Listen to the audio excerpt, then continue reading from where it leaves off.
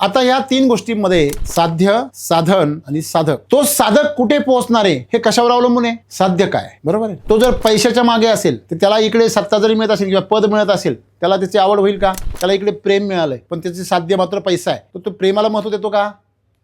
एखाद्याचं जर साध्य प्रेम असेल तर त्याला जर पैसा कितीही मिळू द्या, तो पैशाची किंमत करत नाही. तो म्हणतो प्रेम जीवनामध्ये सर्वात मोठं आहे. एखाद्या चांगलं सेवा करण्याचं साधन मिळालं, त्याला चांगलं सुंदर असा आनंद त्या ठिकाणी त्या कामात मिळतो, मग तो किती पैसे मिळतात हे नाही बघ, तो म्हणतो नाही मला इथे आनंद मिळतो, माझं साध्य हे आहे. साध्य तुमचं ज्या प्रकारचं आहे त्या प्रकारचं साधन तुम्ही निवडता आणि तो साधक त्या प्रकारचा बनतो. जीवनामध्ये माणसं आधी साधन निवडतात. खरं तर आज आपली सुरुवात कशी पाहिजे? आधी साध्य पाहिजे, मग साधन निवडलं पाहिजे. तुम्ही जेव्हा साध्य निश्चित करण्यापूर्वीच साधनाच्या मागे लागता, तेव्हा तो साधक हा स्वतःसाठीच बाधक बनत असतो. तुम्ही पहिलं साध्य काय तुमचं हे निश्चित व्हायला पाहिजे, मग साधनावर लक्ष द्यायला पाहिजे. तो खरा अर्थ साधक बनतो. किंवा तुमच्या जीवनामध्ये साध्यच नाहीये, काही ध्येयच नाहीये, तेव्हा तुम्हाला मिळालेलं जे साधन आहे त्याचं तुम्हाला मूल्य कळतं का? एखाद्याला संधी मिळते पण त्याला त्या संधीचं सोनं करता येत नाही. का नाही करता येत? कारण त्याला त्या साध्याबद्दल कुठल्याही प्रकारची आत्मीयता नाही. म्हणून तुमच्यामध्ये साधक तेव्हा जन्माला येईल जेव्हा तुम्हाला काहीतरी साध्य करायचं. मग त्याच्यामुळे आमचं जीवन नेहमी काय करत राहतं? दिशा भरकटत राहतं. आणि म्हणून तुम्हाला असं वाटतं